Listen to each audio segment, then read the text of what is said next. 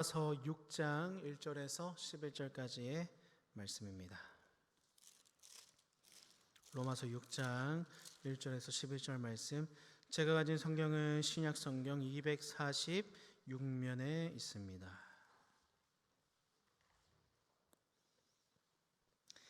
우리 한 절씩 교독하고 11절 말씀은 함께 읽도록 하겠습니다. 그런즉 우리가 무슨 말을 하리요? 은혜를 더하게 하려고 죄에 거하겠느냐? 그럴 수 없느니라. 죄에 대하여 죽은 우리가 어찌 그 가운데 더 살리요?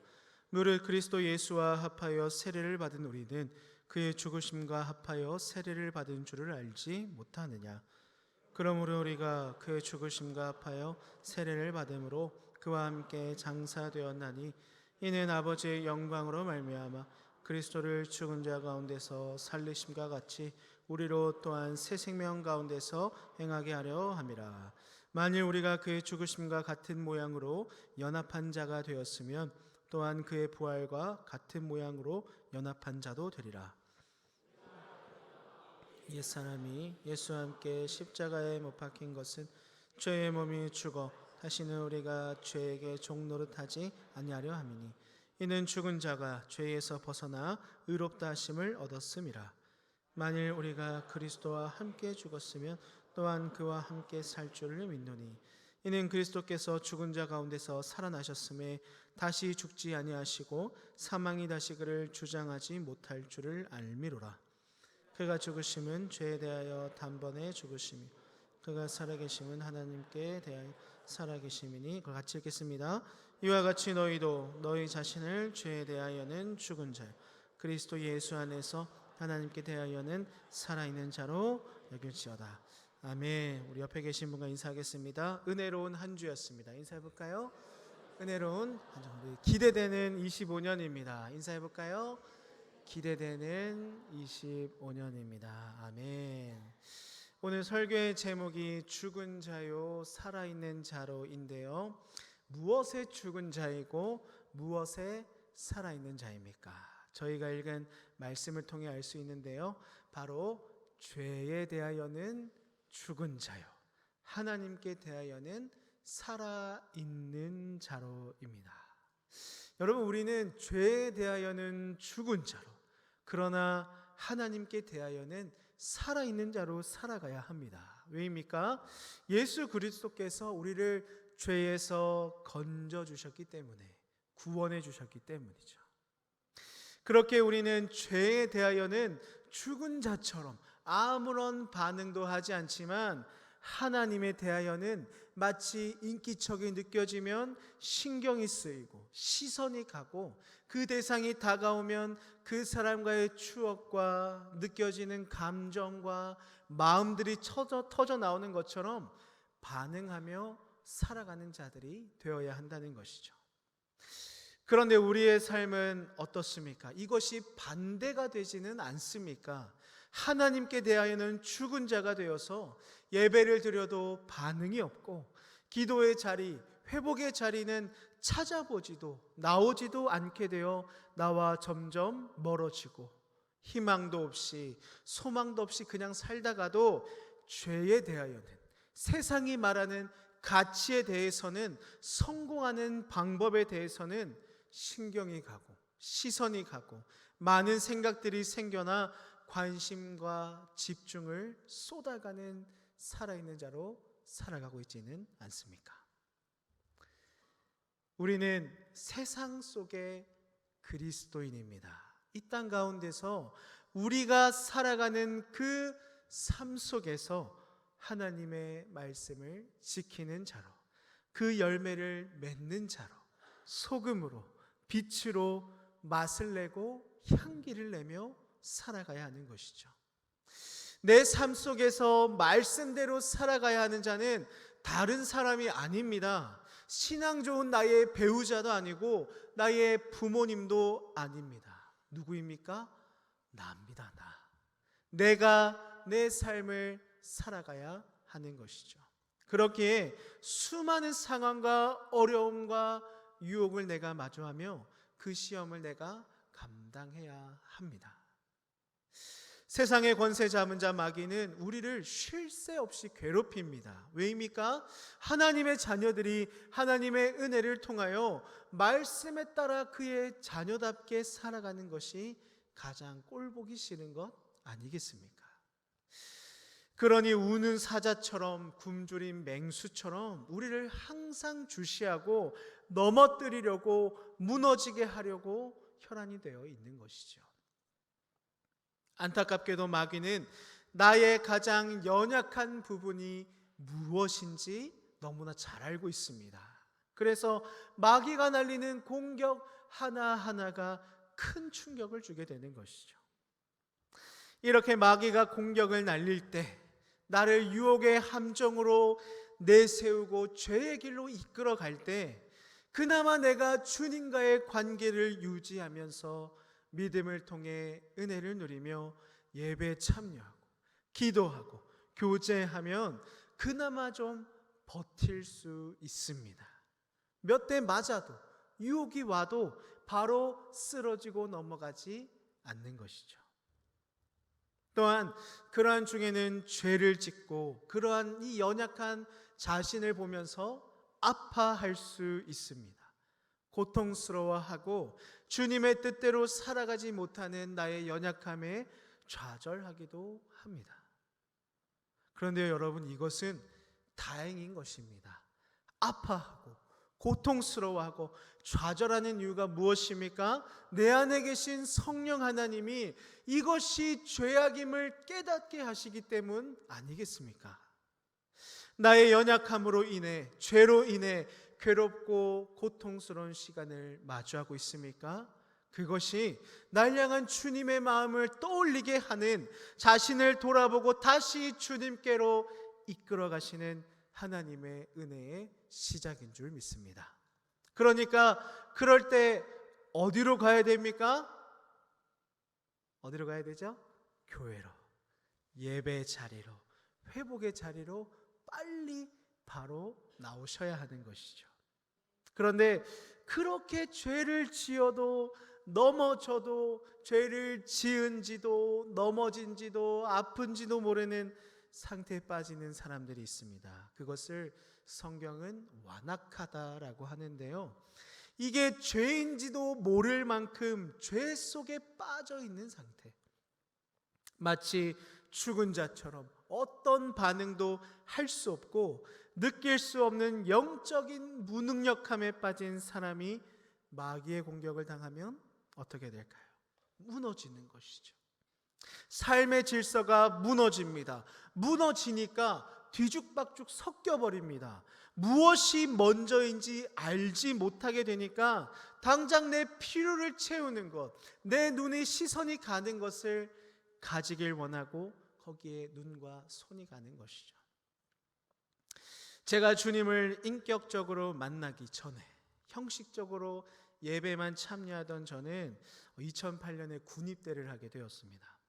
어머니와 누나와 함께 입대를 하려고 올라갔는데요, 어머니가 계속 걱정하고 우시는 거예요. 그래서 더 일부러 씩씩하게 마지막 인사도 드리고, 입대하는 모든 인원이 이제 옆에 체육관으로 들어가는데 그때부터 폭언과 이 교관들의 욕설이 시작됐습니다. 정신을 못 차리겠더라고요. 날씨는 춥고 아는 사람은 없이 외롭고 너무 힘든 시간이었습니다. 그러던 중에 수요일이 되었는데요, 수요일 저녁은 종교 활동 시간이 있는 날입니다. 군인들은 기독교, 천주교, 불교 중 세 종교 중 하나에 참여를 해야 되는데 저는 기독교로, 교회로 가서 마음의 위로를 좀 얻어야겠다라고 생각을 했습니다. 그런데 제가 쓰는 사물함에 낙서를 발견했습니다. 뭐였냐면, 천주교는 초코파이 2개, 기독교는 초코파이 2개, 불교는 초코파이 5개. 고민합니다. 왜냐하면 그곳에 저를 아는 사람이 아무도 없어요. 춥고 배고프고 힘든 시간에 무려 5개입니다. 저는 어떻게 되었을까요? 저는 신앙생활 21년 만에 처음으로 법당에 가봤습니다. 왜 갔을까요? 물론 초코파이도 중요하죠. 저를 아무도 모른다는 것도 있지만, 또 거기서 같이 알게 된 친구가 가자고 한 것도 있지만, 제일 중요한 것은 내가 하나님과의 인격적인 교제가 없었기 때문이구나 라는 생각을 말씀을 준비하며 떠올렸습니다. 여러분, 그곳은 내가 믿음을 붙들고 싸워야 하는 자리입니다. 그 누구도 싸워줄 수가 없습니다. 그런데 내가 주님과의 교제가 없으면, 내가 주님을 향한 믿음이 없으면, 내가 누리는 하나님의 사랑과 충만함이 없으면 어떻게 이길 수 있겠습니까? 사탄은 그 시간을, 그 빈틈을 어떻게 알고 찾아와서 그렇게 날카롭게 찌르고 아프게 하는지, 그 유혹에 우리가 넘어가지 않으면 이상한 것이죠.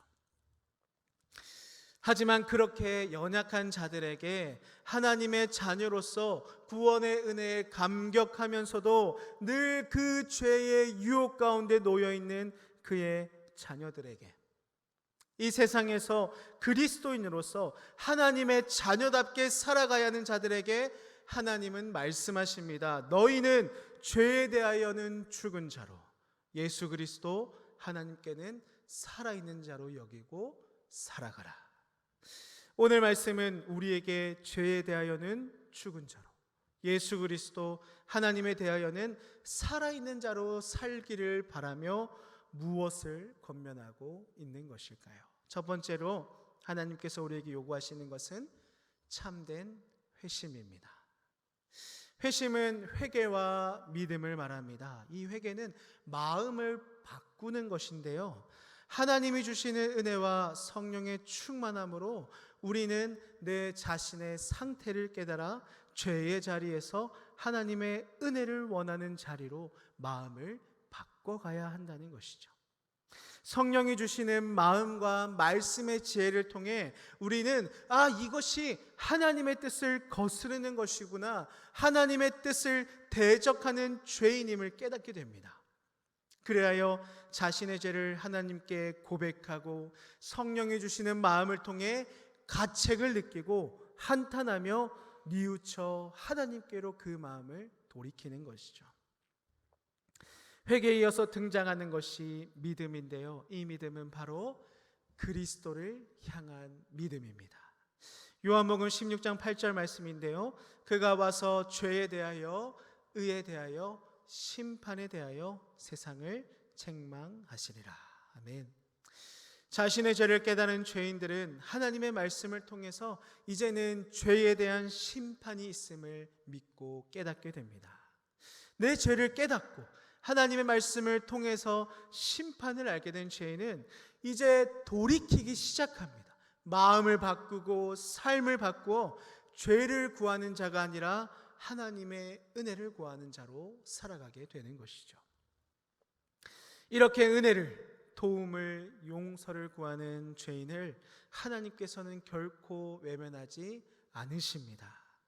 하나님께서는 다양한 은혜의 방편을 통해 누리게 하시고, 또 이런 은혜를 통해 회복된 죄인은 하나님께 나아가며 주님에 대한 믿음을 가지고 살아가게 되는 것이죠. 중요한 것은 회개로 마음을 돌이켜 믿음을 가지고 그 돌이킨 대로 믿음대로 살아내야 한다는 것입니다.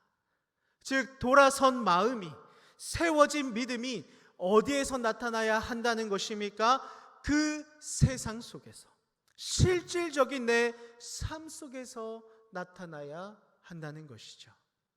하나님보다 더 사랑했던 것이 있다면, 하나님보다 더 먼저였던 것이 있다면, 하나님의 말씀보다 더 내 귀에 잘 들리고 내 시선을 끌던 것들이 있다면, 그러한 모든 것을 버리고 내 삶에서 돌아서야 하는 것입니다. 왜냐하면 회심은 하나님께로 돌아오는 것을 넘어서서 하나님을 섬기는 자리로 나아가는 것이기 때문입니다.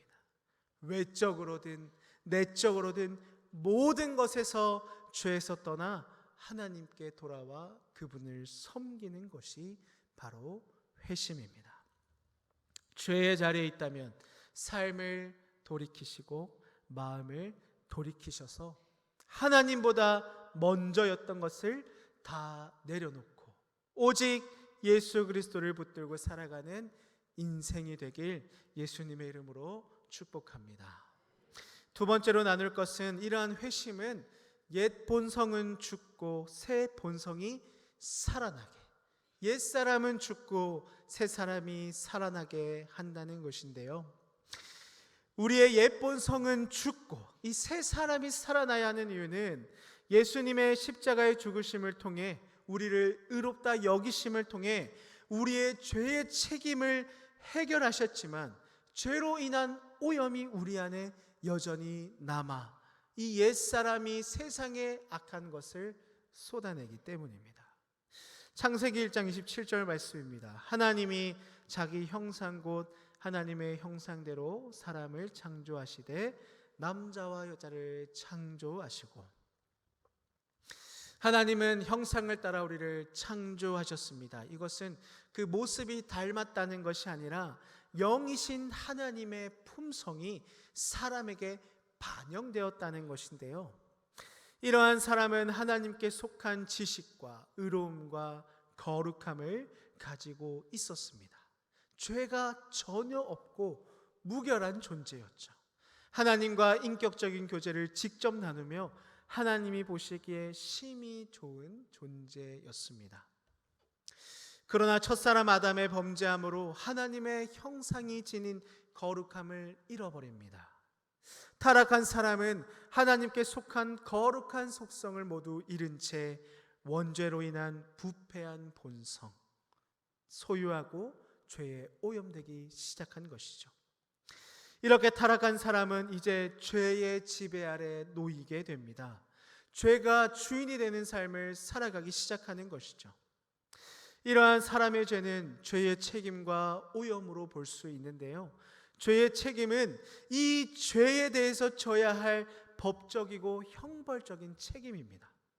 오염이란 죄로 인해 실제로 더러워진 상태를 말하는 것이죠. 그러나 하나님의 은혜를 통해 이 죄에 대한 책임, 이 책임은 예수 그리스도를 믿는 순간 칭의로 해결이 되었습니다. 예수님께서 우리를 대신해 십자가에 달려 죽으심으로 우리의 의로움이 되어 주셨고, 우리는 예수님을 믿을 때 그분의 의를 전가받아서 의롭다함을 입게 된 것이죠. 우리는 칭의 때문에 더 이상 죄에 대한 책임을 질 필요가 없게 되었습니다. 우리가 회개할 수 있는 근거가 여기에 있습니다. 우리가 죄를 용서받는 것은 십자가에서 이루어진 속죄 때문입니다. 주님이 우리의 죄를 대신 지시고 죽으셨기 때문에 우리가 이 죄 용서를 받을 수 있는 것이죠. 이를 통해 회개하면 용서받을 수 있는 길이 열린 것입니다.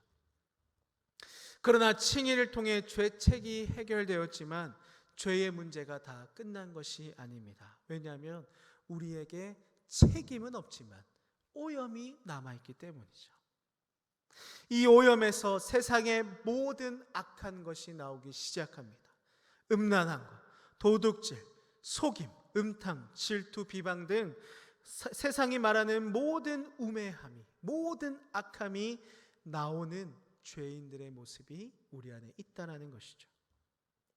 그러면 이러한 문제를 어떻게 해결할 수 있습니까?